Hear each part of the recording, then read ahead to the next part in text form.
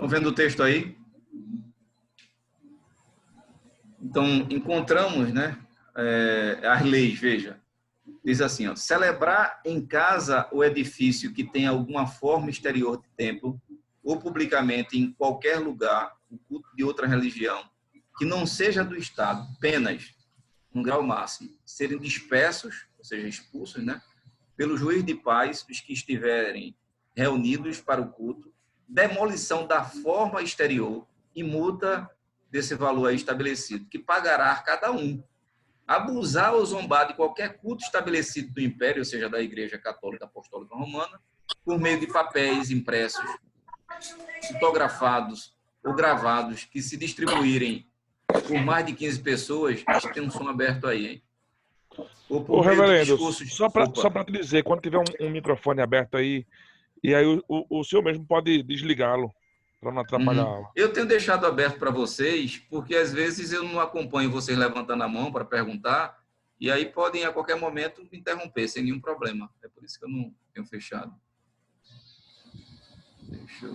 Então, veja, trocando em miúdos aqui, né? Voltando para lá. A família real chega em 1808. Por favor, Mister. Esse artigo está onde? Na FIDES, reformada? Não. Não, esse é fruto desse livro aqui. Ah, sim, desculpa. Então. Desse meu livro.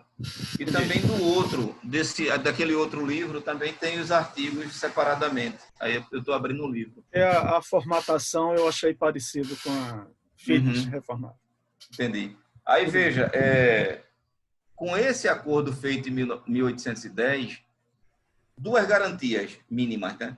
Que esses acatólicos, né? E muito particularmente pensando aqui nesses protestantes que viriam para cá, né? Esses ingleses, eles não sofreriam inquisição e nem tampouco eles seriam proibidos de realizar os seus cultos, desde que algumas regras ali fossem estabelecidas e eles levassem em consideração. Primeiro, eles não poderiam construir igreja, eles tinham que cultuar na sua própria residência, ou seja, um local de residência comum. Eles não poderiam ter nenhuma simbologia que lembrasse essa simbologia pertencente à Igreja Católica, por exemplo, não poderia naquele lugar ter sino que pudesse chamar os fiéis para a missa ou para o culto, não poderia ter cruz, né? E menos ainda fazer prosélitos, ou seja, pregar o evangelho para que pessoas se convertessem. Então, mesmo assim, dentro desse contexto de proibição, esse momento vai ser classificado, deixa eu abrir lá, vai ser classificado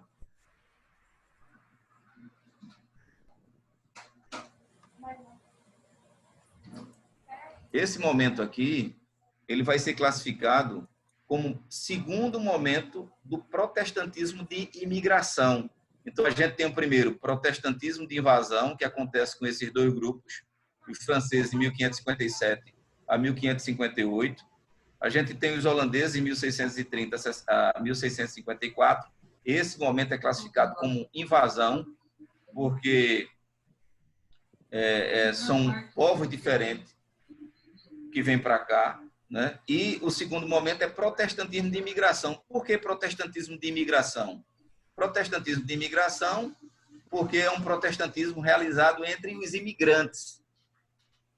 Não é um protestantismo aberto, é um protestantismo de imigrantes, de ingleses que vêm com a sua fé protestante. É por isso... quem foi com que eu estava falando naquela hora lá, que fez essa pergunta? Toda vez eu esqueço. Foi eu não, para mim não. Não, foi Josué. Foi Josué, não? Foi Josué. Toda vez, José. Então, José, é por isso que é dentro desse contexto que esses protestantes chegam antes de presbiterianos congregacionais, porque eles vêm para cá, mas com a função de trabalho. E aí eles exercem a fé entre eles. Né? Por exemplo, aqui em Recife, veja só como é interessante, aqui em Recife, a gente tem uma rua chamada Rua do Padre Inglês, que é a rua do Seminário Batista, né? E esse padre inglês, ele era pastor anglicano, onde hoje está o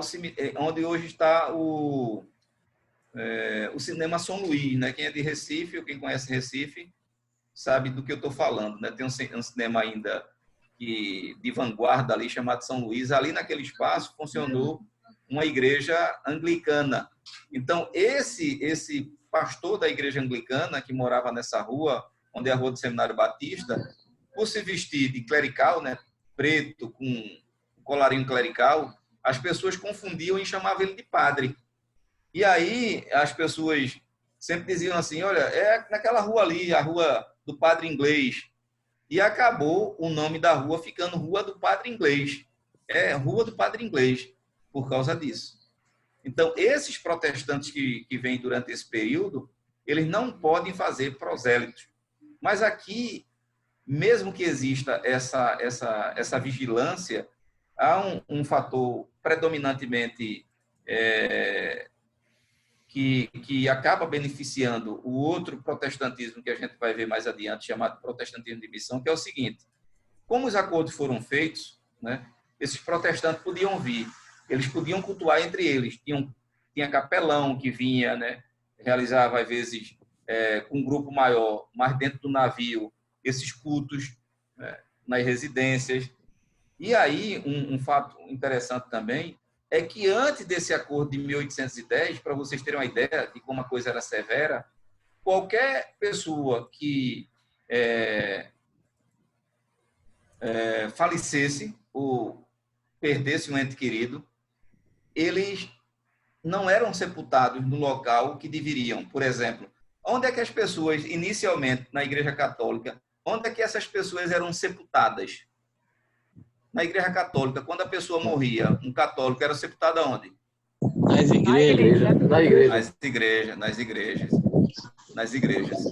E aí só vai mudar isso com o crescimento da população, consequentemente, o crescimento das epidemias, né, e muito intensamente durante o século XVIII, século XIX, né?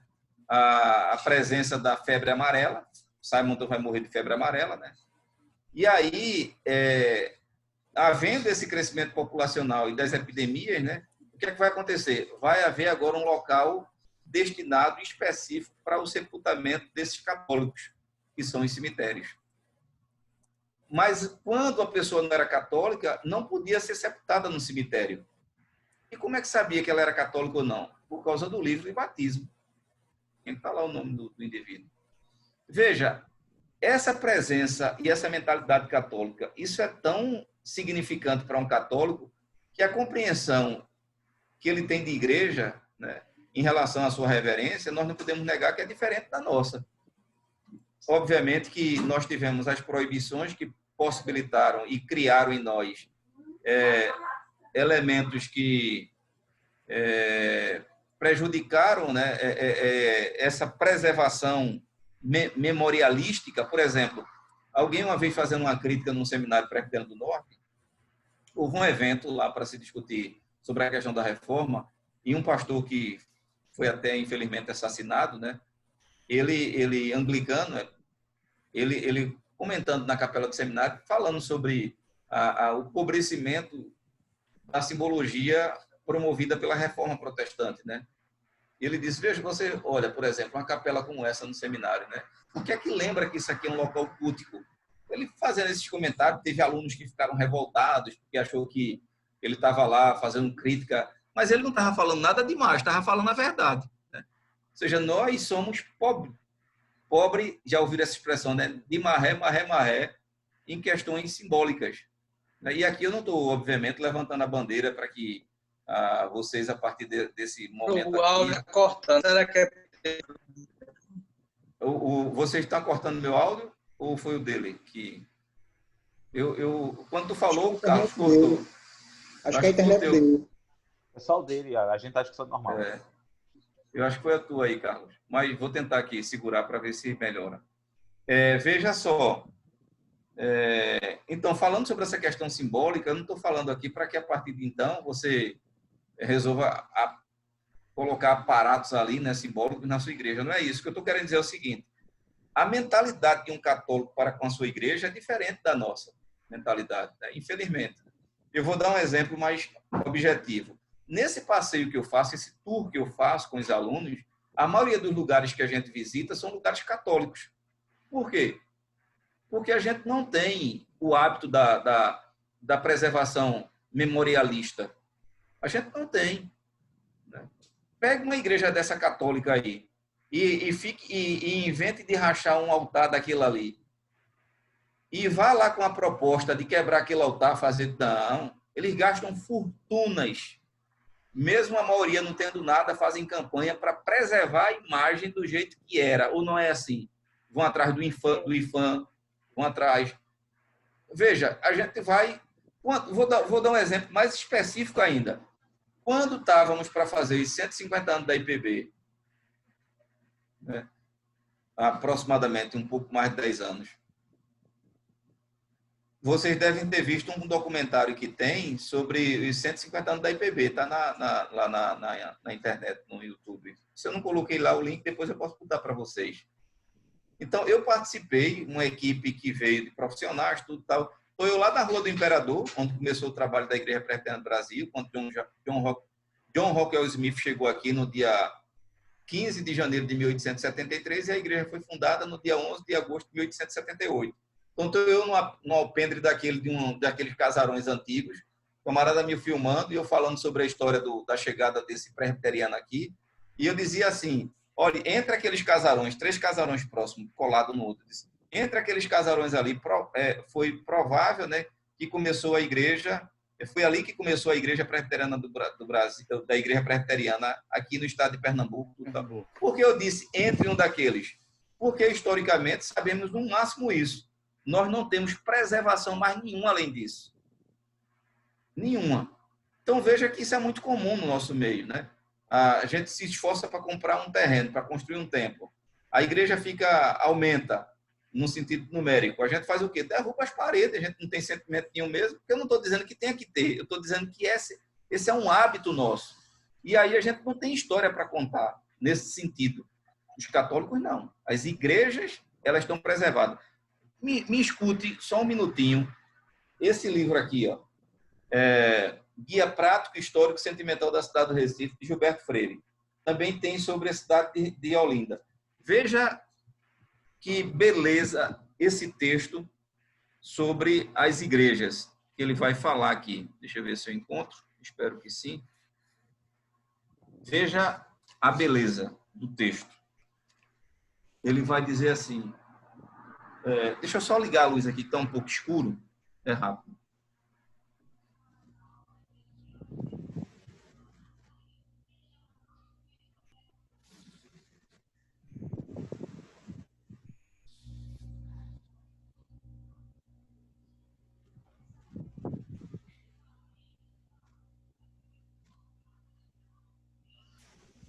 Então, veja o texto. O título diz assim, As Igrejas e o Passado Sentimental do Recifense. Estão ouvindo bem? O recifense não está ligado às suas igrejas só por devoção aos santos, mas de um modo lírico, sentimental, por se acostumar à voz dos sinos, chamando-o para a missa, ou anunciando incêndio, porque em momento de dor, aperreio, ele ou a pessoa sua se apegou a Nossa Senhora, fez promessa, alcançou a graça, porque nas igrejas se casou, se batizaram seus filhos e estão enterrados avós queridos. Outrora era nas igrejas que se enterravam os mortos. O turista, indo a uma igreja velha do Recife, há de dar com inscrições marcando catacumbas e jazigos. Isso até os dias de hoje, viu? Nomes de famílias antigas, de recifense de 4 costados. Ainda hoje se recolhem os ossos em urnas, à sombra dos altares da Virgem e dos santos, e marcando-as palavras de saudade. Filhinho querido, mãezinha do coração, nossa adorada Tetê. O que na Europa é luxo reservado aos reis, no Escurial, e aos grandes poetas e aos sábios e estadistas na abadia de Westminster e no Panteão, nesta boa cidade, que o turista está vendo foi até pouco tempo direito de todo burguês devoto de Nossa Senhora.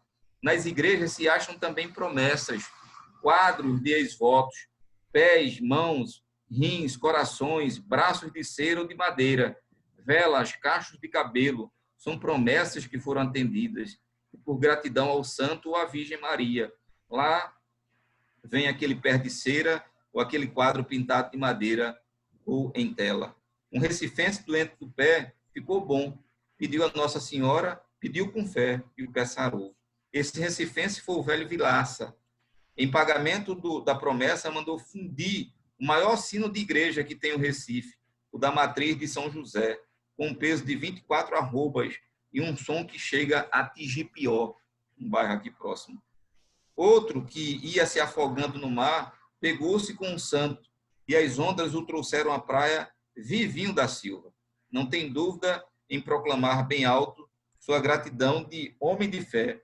Reproduz a cena horrível para todos os outros recifenses verem de que é capaz um santo poderoso e bom. Mas o turista talvez não ache sabor nenhum nessas coisas sentimental, e só nas pitorescas e históricas. Então, veja que texto belíssimo. O que é que Gilberto Freire está dizendo aqui? Ele está dizendo que a igreja, para um católico, é a vida. O indivíduo, quando nascia, era levado para ser batizado. Crescia, tinha a primeira comunhão. Um pouco aumentava a idade, casava-se. Morria, era sepultado na igreja. A igreja era a vida do católico.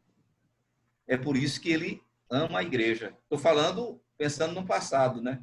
E naqueles que hoje vivem ainda desse passado. Era tão importante esses elementos simbólicos para um católico. Por exemplo, veja, para que servia sinos? Talvez vocês resumam se digam assim: ah, pastor, o sino servia para chamar para a missa, para anunciar que estava passando uma pessoa importante na frente, ou um funeral. Isso era verdade, mas bem mais do que isso. Veja outro texto belíssimo de Gilberto Freire sobre a questão dos sinos na cidade do Recife. Os sinos da cidade. Domingo era outrora um dia do Recife, está cheio de sinos tocando. Missa das 8, das 9, das 11, das 12 horas. Missa à tarde, missa à noite. Era pela manhã, aos domingos, que os velhos sinos da cidade se desforravam do quase silêncio que eram obrigados a manter dia de semana. Porque em dias mais remotos, no tempo dos nossos avós, os sinos não se calavam. Tudo se fazia por sinal de sino. Sinais que toda a gente, mesmo a não entendida, em solfa e liturgia, distinguia logo. Repiques em dó, em mi, em sol. Repiques anunciando inimigo à vista, corsários, pirata, herege, ou simplesmente navio do reino. Anunciando nascimento, morte, gente doente, precisando de Ave Maria, anunciando casamento, enterro, bife que passava diante da igreja, aniversários e casamentos reais, eleição de pontífice, festas máximas extraordinárias e ordinárias, ações de graças, anunciando as horas, a elevação da missa, repiques contra as trovoadas, repiques dando sinal de incêndio, incêndio em São José, na Boa Vista, em Santo Antônio, 5 badaladas, fogo no Recife, 6, em Santo Antônio, 7, em São José, 8, Boa Vista. Um dia o recifense apurou o ouvido e notou São Francisco tocando incêndio. Era o Teatro Santa Isabel pegando fogo. Então, os sinos na Igreja Católica, ele servia como meio de comunicação, não somente para a missa, para o que estava acontecendo na cidade. Incêndios. A maneira como era tocado os sinos, até pessoas analfabetas entendiam que era um incêndio e estava acontecendo em tal rua, em tal bairro, e iam para lá. E quem estivesse passando por lá eram pegados para contribuir para apagar aquele incêndio. Veja que dados extraordinários, né? Então, veja, isso, por favor. Tem uma igreja ali no Recife. Eu sabia dessa história dos sinos informando incêndio, porque meu pai trabalhou no Museu da Polícia Militar, que reúne, aqui de Recife, que reúne muito material da polícia e do bombeiro, e então ele tinha contado essa história. E a gente estava no centro do Recife, lá por volta de meio-dia, e tem uma igreja no Recife que a badalada do sino dela é igualzinho a sirene de incêndio do Corpo de Bombeiros. Inclusive, eu filmei isso, até pouco tempo eu tinha esse vídeo guardado. Se eu não me engano, é aquela que fica ali próxima à Rua do Rangel, que é de frente para... Acho que a rua é Nossa Senhora do Carmo, aquela igreja católica ali. E a badalada do sino dela é igualzinho, o tom é igualzinho à chamada do Corpo de Bombeiros. É bem interessante. E eu filmei isso, inclusive. Alguém mais quer fazer algum comentário? Então, veja, se quiserem, fiquem à vontade. Então, veja, o católico, né, que o acatólico, o indivíduo que não era católico, quando ele morria, ele era sepultado aonde? Ele não podia ser na igreja, e mais agora porque a igreja não está sepultando. No cemitério, ele não pode. Onde é que ele era sepultado? Ele não era sepultado, ele era deixado. Essas praias que hoje nós temos como cartão postal, pensando aqui particularmente em Recife, né, como tem aí em João Pessoa, né, e tantos Sergipe, tantos outros lugares que a gente poderia passar a noite aqui citando, essas praias que hoje são cartões postais, né, pontos turísticos, nem sempre foi assim. Eram lugares de sepultamento dos mortos. As pessoas chegavam naquela areia, ali tomado por aqueles matos, né, e eram deixados mortos ali. Cavava-se e deixavam morto. Tem uma historiadora, uma viajante, né, chamada Maria Gran. Eu estou até lendo um livro sobre a vida dela, sobre a obra dela. Maria Gran conta no livro dela que, certa ocasião, na Praia de Boa Viagem, ela caminhando no areal, ali naquela areia, tropeçou em alguma coisa, continuou caminhando, quando olhou para trás, tinha um cachorro cavando alguma coisa, ela voltou. Era um corpo. Então, quando é que isso vai mudar? Com esse acordo feito em 1810. Eu vou mostrar para vocês aqui. Veja, esse aqui é um livro importantíssimo. O autor desse livro faleceu recentemente, o Rostam Paraíso, que era médico, cardiologista. Tem 2 capítulos nesse livro que eu acho interessante. Um é sobre o cemitério dos ingleses. Então, veja, aqui na Cruz Cabugá, a gente tem o cemitério dos ingleses. Para ganhar tempo, depois eu posso repassar esse material. O cemitério dos ingleses foi construído dentro desse contexto de acordo, né, entre Portugal e Inglaterra, onde antes os acatólicos eram sepultados, deixados nesses terrenos, agora com um cemitério específico, essas pessoas são enterradas ali. Quem é de Recife, ou quem conhece Recife, conhece o cemitério dos ingleses, fica na Cruz Cabugá, lá está sepultado os restos mortais de um personagem histórico muito conhecido na literatura, não somente brasileira, mas também venezuelana, né, e noutras, que é o general Abreu Lima. Então, Abreu Lima, os restos mortais deles estão lá no cemitério dos ingleses. E veja, por que Abreu Lima? Por que Abreu Lima está sepultado lá no cemitério dos ingleses? Abreu Lima, como um grande defensor da liberdade de expressão, entre elas a expressão religiosa, ele recebeu um caixote de Bíblias, tido como Bíblias falsificadas, aquelas Bíblias que não continham os apócrifos, distribuiu com a sociedade recifense, pega uma briga com o arcebispo de Recife e Olinda, em que esse pede para que ele se retrate. Abreu Lima não dá a mínima.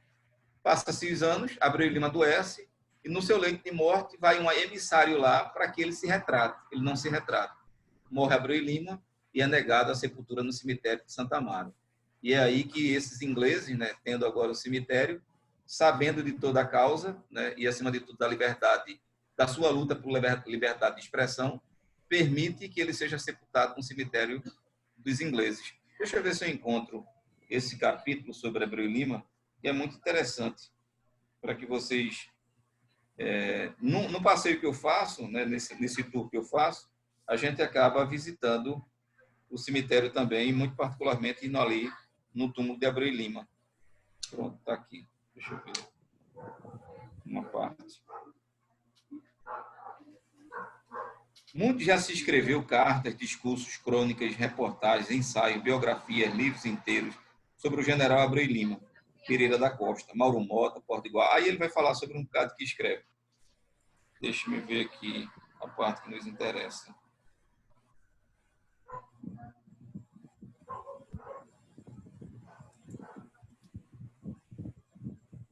Aqui. Certa ocasião, Abreu Lima teria recebido de uma livraria de Portugal um caixote de Bíblias publicadas na Inglaterra e, de acordo com seu conceito ecumênico de cristandade, as distribuiu entre famílias amigas. O clero, pela procedência das Bíblias, editadas por protestantes, taxou-as de falsas e venenosas, daí se iniciando na imprensa do Recife uma acirrada polêmica entre o padre Campos e o general. Isso tem livros e tudo. O bispo e o general, por exemplo, tem um livro. Tendo este último, em seguida, enfeixado seus artigos e publicado em forma de livro. Já doente, Abreu Lima teria sido procurado por um emissário do bispo de Olinda, Francisco Cardoso Aires, para que se retratasse publicamente, o que ele não fez, recusando-se a abjurar os princípios de liberdade religiosa e política que marcaram toda a sua vida. Esse teria sido o motivo pelo qual, ao morrer, a 8 de março de 1869, foi negada pelo bispo Cardoso Aires sepultura canônica em cemitério brasileiro. Seu cadáver teria permanecido insepulto por quase 48 horas, até que a colônia inglesa do Recife concedeu ao revolucionário pernambucano o seu último repouso no cemitério dos ingleses. No túmulo do general, ainda consta isso, consta as seguintes palavras: aqui jaz o cidadão brasileiro, general José Inácio de Abreu e Lima, propugnador esforçado da liberdade de consciência, faleceu em 8 de março de 1869. Foi-lhe negada a sepultura no cemitério público pelo bispo Francisco Cardoso Aires, lembrança dos seus parentes. Então esse contexto, né, que eu estou falando dos acordos de 1810 é um contexto importantíssimo, porque mesmo que existam essas limitações de não poder haver prosélitos, né, de não poder haver esse culto público, etc. e tal, mas é isso que vai favorecer a esse protestante, né, a ter essa liberdade no sentido, no mínimo, de ser cultuado, ou de poder cultuar, melhor dizendo, e também de poder ter um local para sepultar os seus mortos, os seus entes queridos. Sem falar que é dentro desse contexto de desenvolvimento também aqui que as sociedades bíblicas, né, e a maioria delas inglesas, americanas mais posteriormente também, vai aproveitar e vão vir para cá e estabelecer o seu território aqui. O que é que vai acontecer? É dentro desse contexto que sorrateiramente nós vamos ter a presença dos comportores. Vocês já ouviram falar nessa expressão e sabem o que é? Lembra o que foi os comportores? Comportores eram protestantes, vendedores de livros, de bíblias, caixante viajante. Então, eles aproveitavam para vender bíblias, vender livros. Acho que vocês devem saber que um dos primeiros livros traduzidos na língua portuguesa foi O Peregrino, né? Um livro muito conhecido na literatura protestante. Então, veja, é dentro desse contexto que vai vir para cá as sociedades bíblicas, né, esses comportores, os protestantes que vêm depois, como Calley, Simon, daqui a pouco a gente chega nele, eles vão se favorecer desses trabalhos que foram feitos anteriormente, mesmo dentro desse contexto de proibição. Entenderam aqui? Então, mesmo havendo a proibição, há, por sua vez, essa abertura para que exista a presença de protestantes e que ele realize o culto do jeito que eles acham que devem, mas dentro daquele espaço ali estabelecido. Alguma pergunta, podem ficar totalmente à vontade, né? E terminando esse tempo aqui, é o tempo também que termina a nossa aula, mas a gente vai fazer aquilo. Eu tenho uma pergunta. Eu tenho uma pergunta para fazer. Mano, por favor. É o seguinte, eu não sei se não consta na história, mas é sabido que os judeus estiveram aqui na época dos holandeses, inclusive eles construíram uma sinagoga aqui. Isso não foi registrado na história ou é porque foi descoberto há pouco tempo? Não, tem muita coisa, mano, que já foi até registrado em forma de artigo. E é certo também que, infelizmente, por haver um público muito seleto para pesquisar essa particularidade dos protestantes, né, calvinistas holandeses, Então, infelizmente, muita coisa que nós ainda precisamos saber, né? É uma redundância aqui, se está desconhecida porque não tem quem pesquise. Mas material nós temos, muita coisa, né? É como eu falei, aqui a gente tem o Instituto Histórico Geográfico aqui de Pernambuco, aqui em Recife, que tem muita coisa ali, mas tem que ter interesse. Hoje eu estava falando exatamente sobre isso. Veja, infelizmente, nós não podemos negar, né? Estou falando aqui do protestantismo e muito particularmente aqui nosso, né, presbiteriano, mesmo que a gente tenha uma boa fama no sentido de sermos pessoas letradas, né, preocupadas com conhecimento, etc. e tal, até alguém chama os presbiterianos dos jesuítas protestantes, né? Eu acho que essa fama que temos, ela não faz jus àquilo que de repente deveríamos ser. Eu estou falando mais que se você olha irmãos nossos do passado, do século passado, estou falando de pastores, eu podia citar vários aqui, mas vou citar somente um, Jerônimo Nogueiros, né, que foi o fundador da segunda igreja presbiteriana aqui na cidade do Recife, um intelectual que eu tenho cada vez mais me interessado em estudar a sua vida, tanto é que eu estou fazendo um projeto de pós-doutorado pensando na vida do reverendo, do saudoso Jerônimo Nogueiros, né, que faleceu no ano de 1953. Então, esses homens viviam à frente do seu tempo, viviam pesquisando. A gente, infelizmente, faz parte de uma cultura que nós não somos incentivados à pesquisa. Por exemplo, esse trabalho mesmo que eu vou fazer do estudo do grupo de pesquisa é um trabalho voluntário, que eu gosto, eu quero contribuir, né, juntamente com outras pessoas. Mas, veja, incentivo mesmo nós não temos nenhum. Se o incentivo não brotar de um desejo daquilo que a gente ama em fazer, a gente não faz, né? Os livros que publico, as pesquisas que faço, tem valor para mim, que eu gosto de fazer, tem valor para aqueles que gostam, né? Né? Vocês que estão aqui agora mesmo assistindo aula, podendo estar descansando, fazendo outra coisa. Mas, infelizmente, a gente não essa é a questão da igreja como um todo, né? A gente não tem um investimento para isso. Um grupo muito seleto. Reverendo Esteve ia falar alguma coisa? Não, pastor. Só... Alguém mais ia falar? Alguma pergunta? Pastor, deixa eu somente tirar uma dúvida, uma coisa de menor importância, é só uma dúvida mesmo. Lá no começo do seu esboço, quando você apresenta o tempo dos franceses aqui, você coloca 57 a 58. Porque você não considera a morte de Le Ballet como sendo o final do tempo francês, não, né? Pelo visto. Porque habitualmente se considera como um período de 10 anos. 1557 a 1567. O tempo da presença dos franceses, porque se inclui aí a época da morte, não é, do Jean-Jacques Le Ballet. Aí, mas o senhor considera 57, 58, né? Porque essa demarcação, reverendo Estevam, 57 a 58, é a referência que eu faço, não necessariamente ao grupo de franceses como um todo, porque, por exemplo, antes mesmo de chegar aos franceses, né, chega Villegagnon, que chega em 55.